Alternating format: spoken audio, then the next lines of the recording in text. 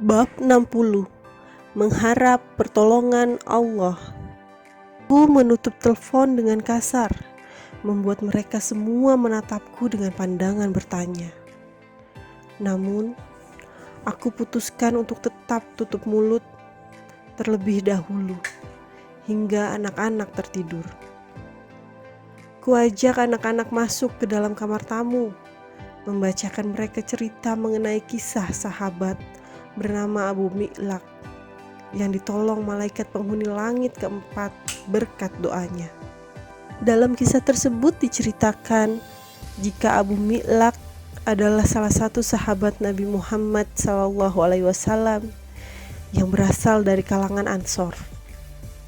Dia dikenal sebagai orang yang taat beribadah dan warok. Dia juga seorang pedagang yang berniaga dengan harta milik pribadinya maupun harta orang lain.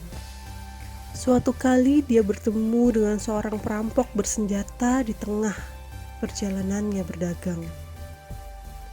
Selain ingin merampas harta Abu Mi'laq, perampok tersebut juga menginginkan nyawanya untuk dihabisi. Di situ Abu Mi'laq terasa terancam. Selain dia harus melindungi harta jualannya, dia juga harus melindungi dirinya. Hingga akhirnya Abu Mi'laq memberikan tawaran kepada perampok tersebut. Dia berkata, jika perampok tersebut tetap ingin membunuhnya, dia meminta izin untuk melaksanakan sholat 4 rakaat terlebih dahulu. Kemudian perampok tersebut menyetujuinya, mengizinkan Abu Mi'laq melaksanakan sholat sesuai dengan keinginannya. Abu Mi'laq kemudian berwudu dan sholat 4 rakaat. Di akhir sujudnya banyak doa yang dia panjatkan. Salah satunya dia berdoa agar Allah dengan segala kemahaperkasaannya mau melindungi dirinya dari kejahatan perampok tersebut.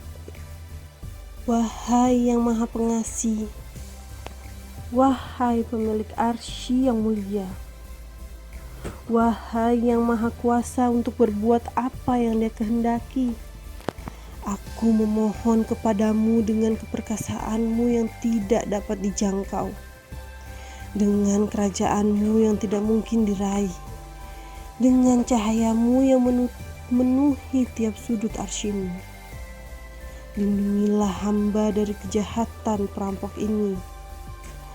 Wahai yang maha penolong, tolong aku. Wahai yang maha penolong, tolong aku. Sebanyak 3 kali Abu Mi'laq mengucapkan doanya.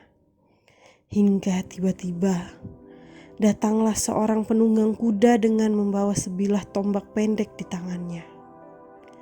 Dia meletakkan tombak tersebut di antara kedua telinga kudanya.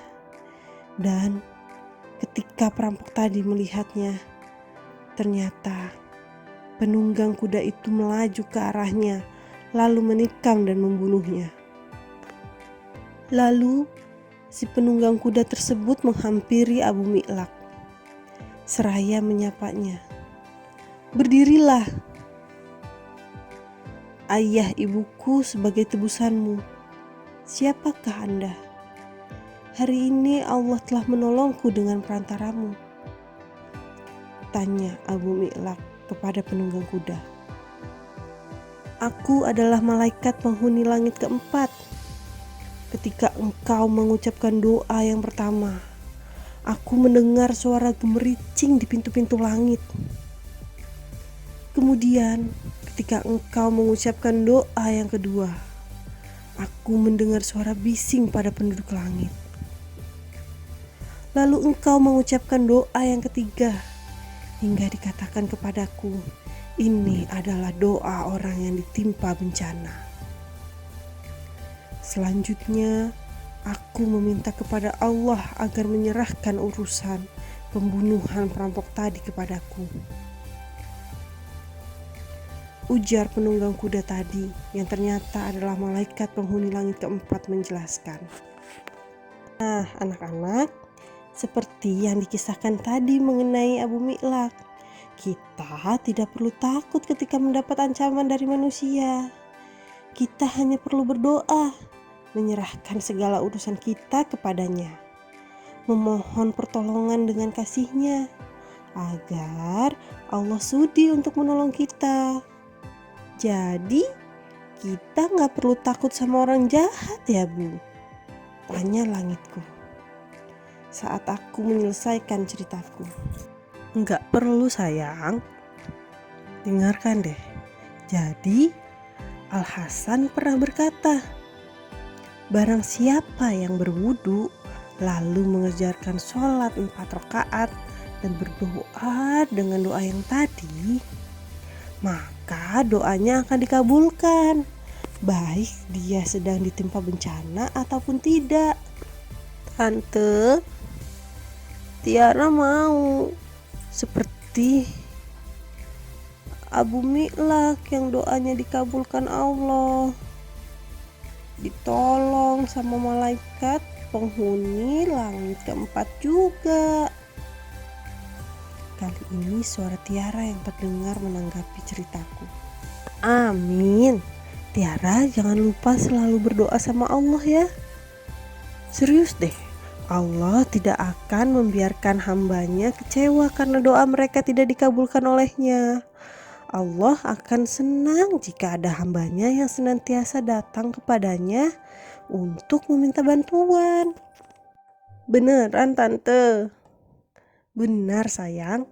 Yuk kita sama-sama berdoa ya. Semoga Allah senantiasa melindungi kita semua dari teror dan niat buruk orang-orang yang jahat. Amin ya robbal alamin. Aku dan anak-anak kompak mengusapkan kedua telapak tangan kami ke wajah masing-masing. Aku meminta mereka untuk segera tidur. Kutemani hingga mereka benar-benar sudah terlelap di buai mimpi.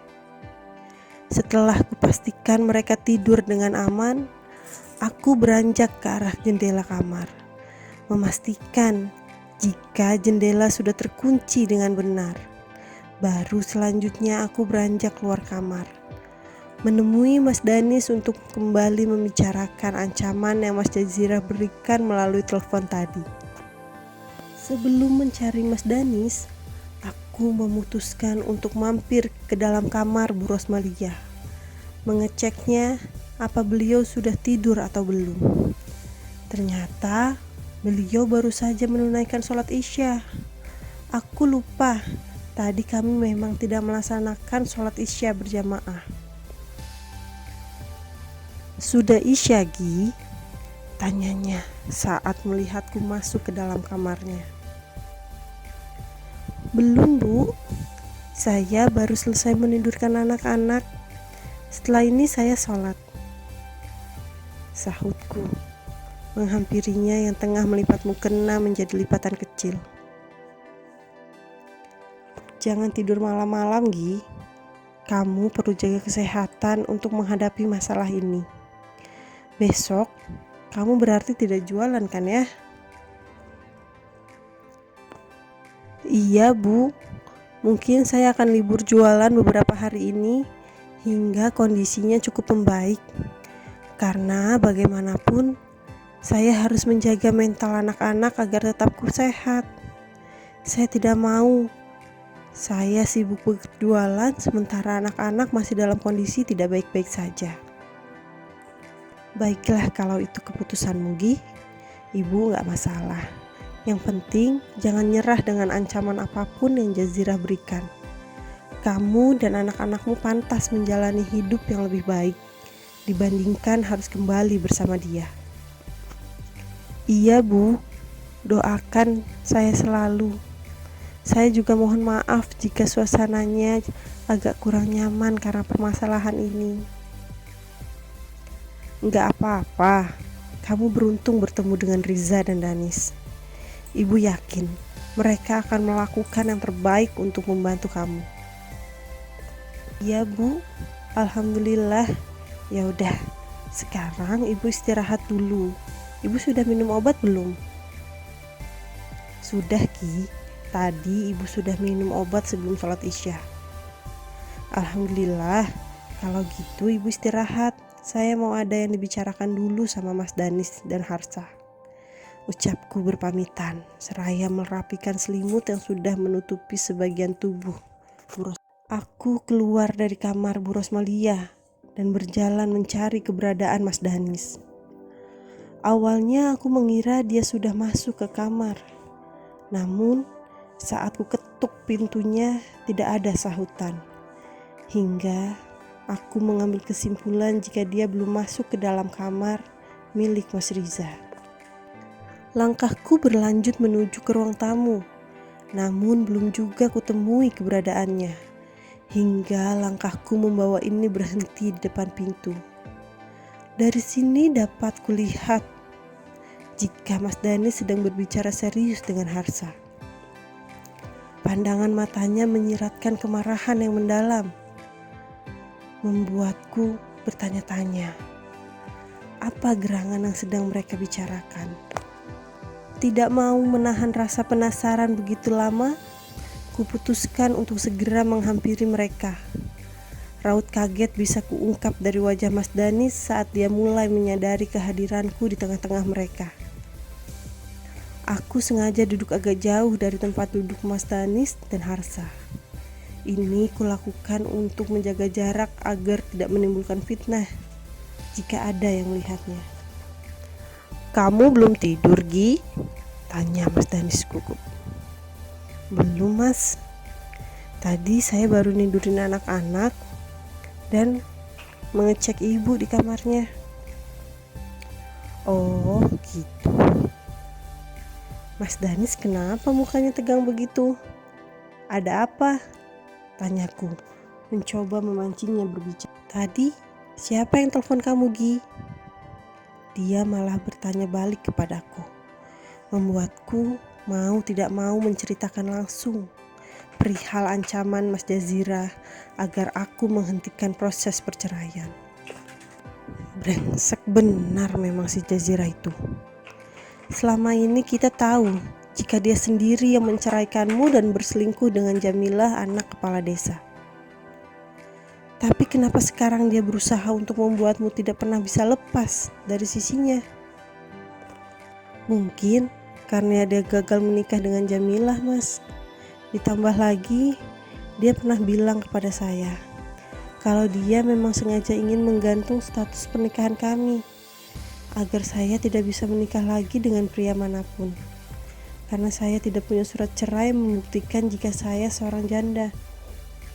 Ujarku, mengutarakan kenyataan yang pernah Mas Jazira katakan saat itu.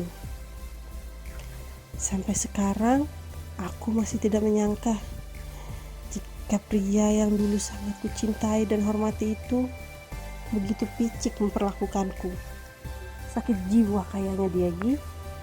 Repet Mas Danis, membuatku menghela nafas memikirkan kelanjutan perjalanan yang harus kujalani.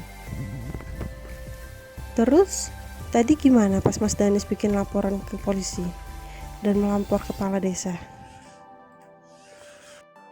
Polisi bilang akan segera melakukan penyelidikan karena memang pelaku menggunakan penutup kepala dan wajah, jadi tidak begitu jelas terlihat siapa dia sebenarnya. Walaupun saya juga sudah memberikan surat ancaman yang kita terima saat di pengadilan tadi. Polisi masih harus olah TKP. Mungkin besok mereka akan kesini untuk penyelidikan lebih lanjut. Sementara saat di rumah kepala desa, beliau cukup terkejut saat mengetahui jika mantan bakal calon mantunya itu sudah bebas dari penjara. Saya sudah menceritakan semuanya, perihal Jazirah yang mempersulit perceraian kalian. Berita bagusnya, Jamilah bersedia membantu kita di persidangan untuk memberikan kesaksian perihal perselingkuhan mereka. Serius, Mas? Jamilah mau bantuin kita? Tanyaku untuk memastikan. Iya, dia bilang begitu. Katanya sebagai ucapan permintaan maaf atas perbuatannya kepada kamu dan anak-anak karena sudah merebut Jazirah dari kalian. Jika itu benar, Mas, semoga bisa mempercepat proses perceraian kami. Kamu tenang saja, Gi. Kamu hanya perlu bersabar sedikit lagi untuk bisa lepas darinya. Kita jalani dulu proses mediasi ini sambil proses hukum dan teror yang Jazirah Tabur dilaksanakan. Iya mas, saya akan sabar hingga akhirnya saya mendapat kejelasan mengenai status saya sebagai seorang janda. Ya udah, kamu istirahat aja Gi. Saya masih harus ada yang dibicarakan dengan Harsa. Kunci semua pintu dan jendela. Jangan buka kalau ada yang mengetuk. Saya mungkin akan tidur di ruang tamu saja nanti. Perintahnya sebelum aku beranjak meninggalkan teras depan. Entah mengapa, aku merasa malam ini terlalu mencekam untuk dilewati. Harusnya aku bisa lebih tenang karena ada Mas Danis dan Harsa yang menjaga kami di rumah. Tapi sudut hati kecilku tetap saja merasakan sesuatu yang tidak nyaman.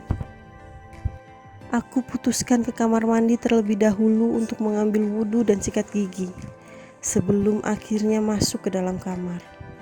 Aku memilih untuk menunaikan sholat isya di dalam kamar saja karena selain agar lebih khusyuk, aku juga bisa dekat dengan anak-anak. Saat tiba di sujud terakhirku, tidak lupa aku mengulang-ulang doa yang diucapkan Abu Mi'laq saat dia hendak dibunuh oleh perampok tadi. Kuulang sebanyak 3 kali, persis seperti yang Abu Mi'laq lakukan. Hingga tanpa terasa, air mataku luruh dalam sujud, membuat dadaku sesak karena getaran hebat yang disebabkan tangisku yang pecah. Inilah keadaan terlemahku saat aku merasa semua masalah bergumul menyerangku. Aku menjadi manusia yang seakan lupa jika Allah tidak akan memberikan cobaan di luar batas kemampuan hambanya, termasuk aku. Allah memilihku untuk menjalani cobaan ini karena dinilai mampu. Aku bisa melewatinya. Wahai Allah yang Maha Pengasih, wahai Zat yang Maha Perkasa, wahai yang Maha Penolong, tolong aku, tolonglah aku.